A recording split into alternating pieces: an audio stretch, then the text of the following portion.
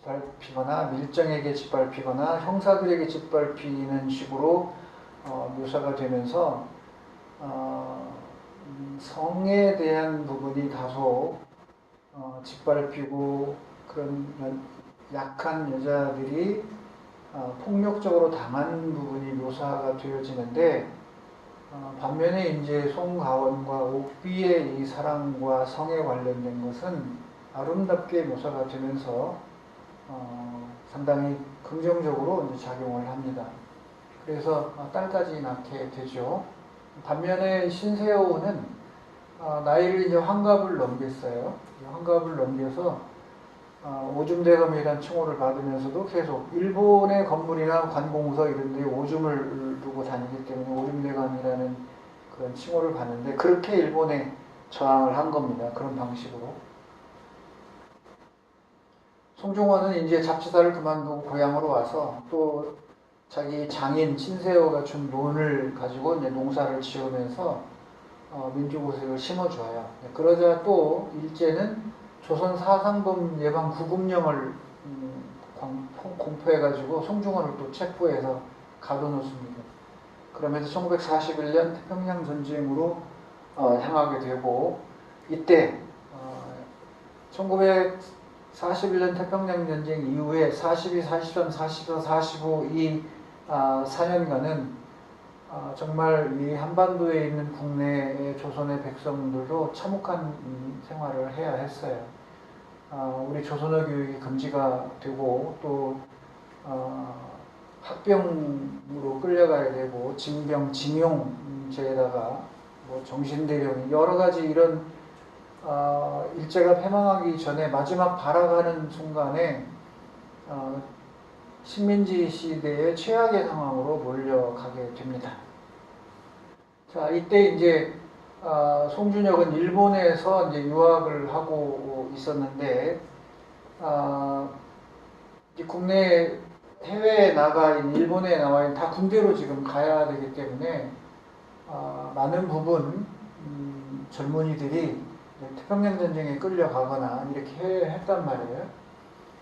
그래서 송중원이는 감옥에 있다가 아들이 이제 면회를 왔는데 과거에 자기 모습을 보는 것처럼 대견해 하는 장면이 나오고 학도병으로 끌려가게 생긴 송준혁은 꼬마 스님이 운봉 스님이었는데 운봉 스님도 이제 다 커서 장년이 됐죠. 그래서 이 운봉 스님이 지혜를 발휘해요. 그래서 송준혁이 가출해서 죽었다라고 유서를 남기고 소문을 내서 일본 경찰서에 죽은 걸로 이제 소문을 냅니다. 그러면서 몰래 이 송준혁을 지리산으로 빼돌리죠. 이때 사실 지리산에는 이렇게 피해서 들어왔던 젊은이들이 많이 있었던 모양이에요. 그래서 이제 한 10명 단위로 이제 모임을 짜서 훈련을 받게 하는데 이때 이제 작가는 바로 지리산의 빨치산의 상징성, 남부군으로 대표되는 이연상을 등장을 시킵니다. 그래서 송수익의 둘째 아들인 큰아들인 송중원, 그 송중원의 아들인 송준혁 3대잖아요 벌써. 그 3대째 변절하지 않고 지식인으로서 가는 길을 끝까지 유지하게 해주죠. 그래서 송준혁은 결국 지리산으로 들어가서 이연상 밑에서 사상교육을 받는 걸로 묘사를 해냅니다.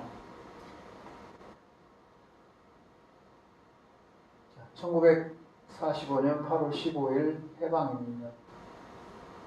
그리고 아리랑은 어떻게 전개가 되어질까요?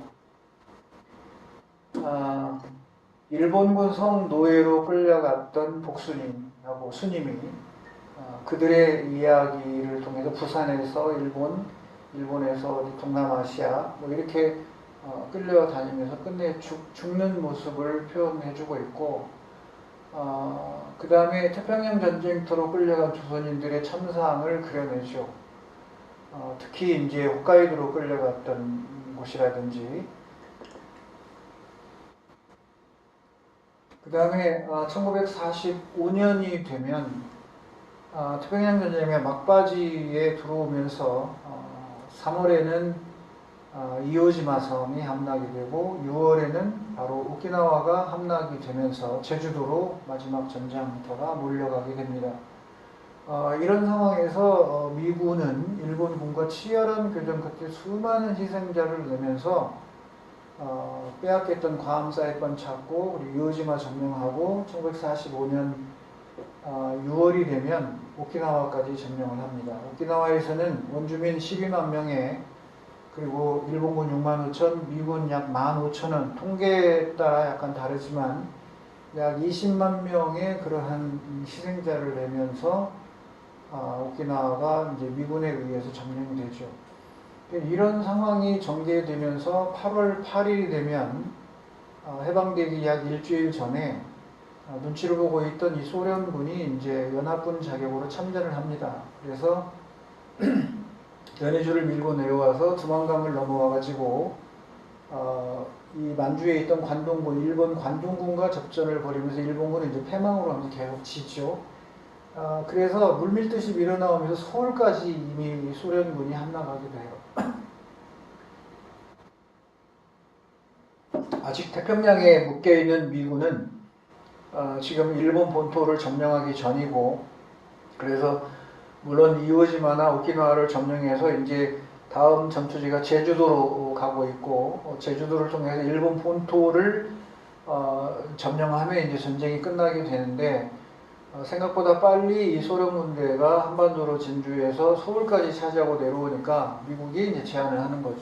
38도선을 넘어오지 말고 물러나라. 그래서 이제 소련군도 거기에 응하면서 나중에 이제 쿠렐련도의 협상을 유리하기 위해서 미국의 제안을 받아들이게 되죠. 이러면서 이 소련군은 38도 이북으로 이제 철수하게 됩니다. 미국은 태평양 전쟁 중이었고, 그래서 38도선이 생기면서 해방이 되죠. 그래서 히로시마와 나가사키의 원폭이 떨어지면서 결국은 일본도 최종적으로 이제 항복을 하게 되고, 그러고 나서 북쪽은 소련군이, 남쪽은 이제 미군이 점령을 하게 됩니다. 그래서 38도선을 경계로 나눠진 채로 해방 이후에 미소 공동위원회가 열렸지만 지지부진하게 밀어주고 소련과 미국 다 욕심이 달리 있었기 때문에 결국 한반도는 해방 이후에 통일을 보지 못하고 분단이 유지된 채 그 38도선이 결국 군사 붕괴선으로 고착되면서 오늘 우리의 현실이 분단으로 남쪽, 북쪽 두 개의 나라로 나눠져 있어요. 이런 측면에서 이러한 내용들을 반영을 해서 작가는 이 아리랑에서의 결말을 어떻게 끌고 가냐면 마지막에 해방이 되었다고 즐겁고 해피엔딩으로 끝나는 게 아니라 결국은 하얼빈 서쪽 300리가 지점에 끌려갔던 고창, 부안 뭐 이런 사람들, 그 만주 이민을 했던 사람들이 해방돼서 이제 돌아오죠. 돌아오는데 결국은 이제 중국인들이 이 돌아오는 조선인들을 방해하게 되고 남자들이 이 중국 사람들과 격투를 벌이는 동안에 아내자와 아이들은 어디로? 압록강 쪽이 아닌 더 북쪽으로 이동하게 하죠. 피신하게 합니다. 그러면서 소설 아리랑은 막을 내리게 됩니다.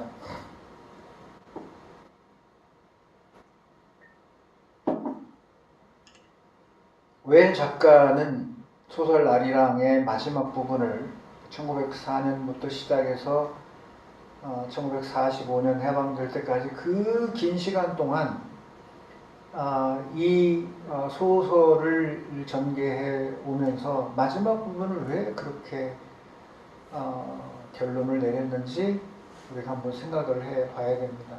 어쩌면 저 과정 45년 8월 해방 그리고 아리랑이라고 하는 제가 써놓은 저 부분을 그대로 담아놨다고 볼 수가 있습니다.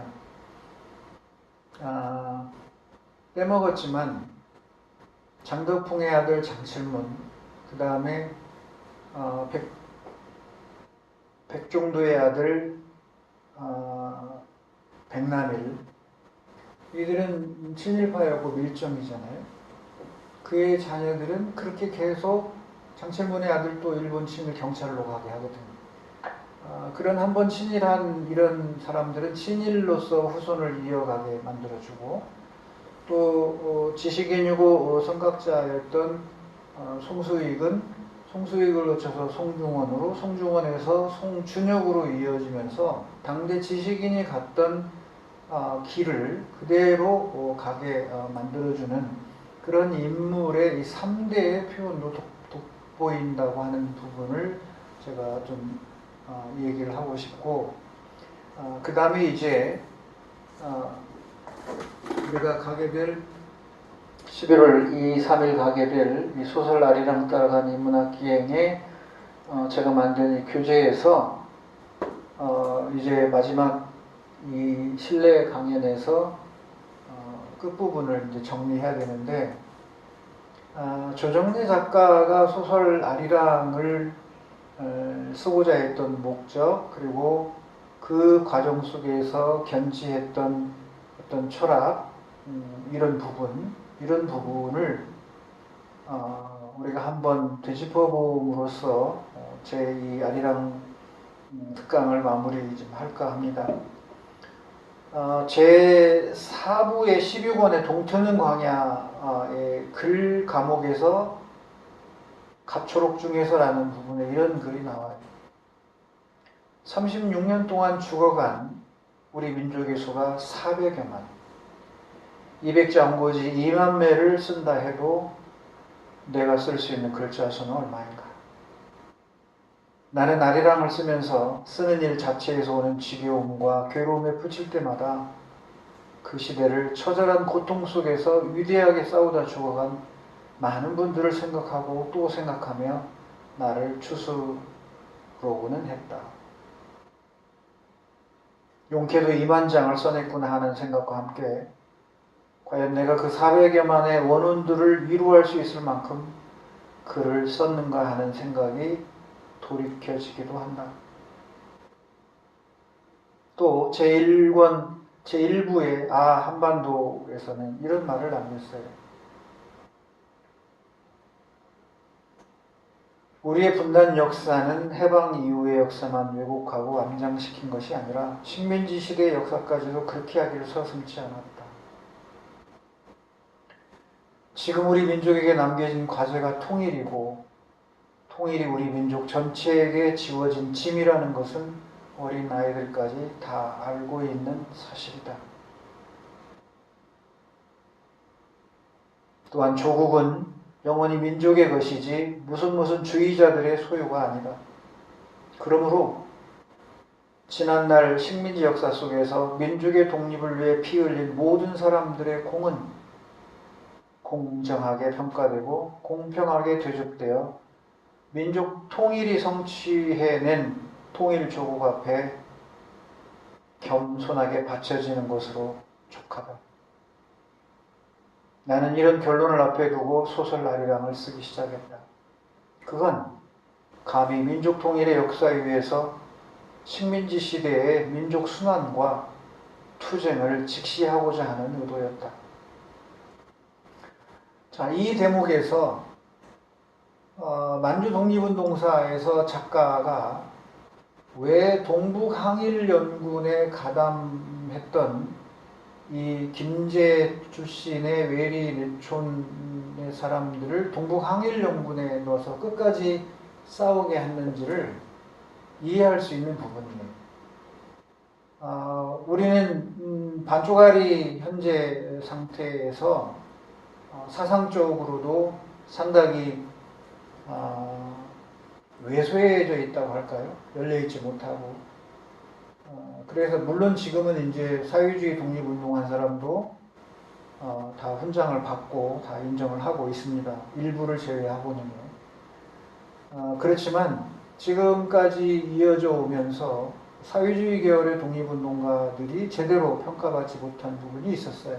이런 측면에서 볼 때 일제강점기에 민족주의 계열이었던 또 사회주의 계열이었던 아니면 아나키즘을 받아들였던 아나키스트였던 그 사상과 주의가 뭐였든지 간에 조국의 독립을 위해서 목숨 바쳐 싸웠던 중국 내륙에서는 중국의 팔로군과 연합해서 끊임없이 일본군과 싸웠고 러시아 연해주에서는 이 러시아의 적군과 연합해서 일본군과 싸웠단 말이에요. 그 이유는 그렇게 해서 러시아의 사회주의 혁명과 중국의 이 사회주의 혁명이 이룩한 뒤에는 바로 조선의 이 독립이라고 하는 것이 가능하다고 하는 것을 염두에 두었기 때문에 그렇게 연합해서 싸웠던 거죠.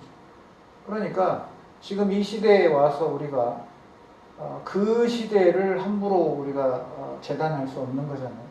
근데 어쨌든 작가는 이런 측면에서 조선혁명당의 민족주의에게 했던 조선혁명군의 양세봉 장군도 자세하게 다루지만 또 한편의 사회주의 계열이었던 동북항일연군의 항일 무장투쟁도 끊임없이 전개해 나간 겁니다. 바로 이 작가의 의도에서 그런 부분을 우리가 알 수가 있는 거죠.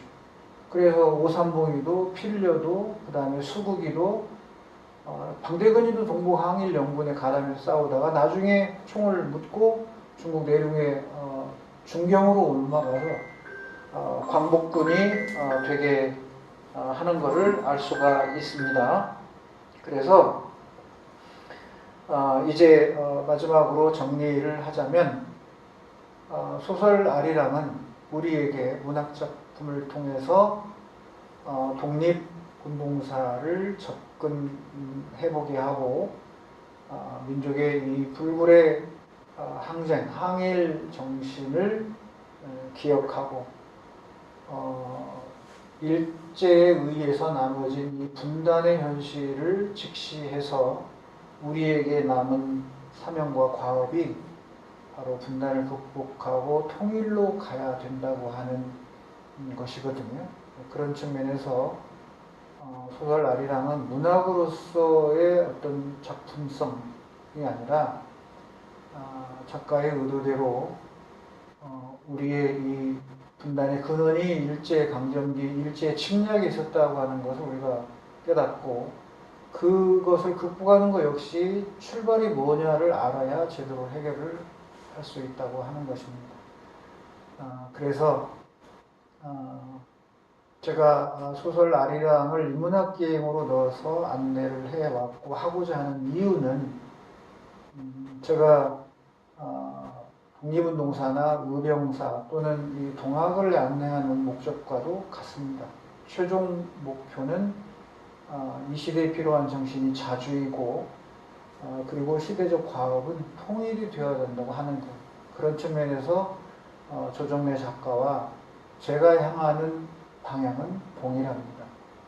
그래서 아리랑이라고 하는 기획을 통해서 우리 민족을 한번 다시 살펴보고 그리고 만주에 있는 우리 동포들 또 연해주에 있는 우리 동포들 쉽게 말하면 구소련 동포, 고려인들이라고 하는데 구소련 동포 또 제중동포 아울러 제1동포 또 하와이에 갔던 제1세대의 그런 재미 동포 이런 분들을 우리가 잊지 않고 기억하면서 민족 동질감을 회복하고 남과 북이 통일된 이후에는 해외에 있는 이런 동포사회와 연대를 통해서 거대한 한민족 문화 공동체를 형성해서 우리 민족이 상처를 치유해내고 그리고 치유 이후에는 전 세계의 평화, 사랑, 배려, 나눔, 공정 어찌 보면 동학의 사상인 이 유무상자나 또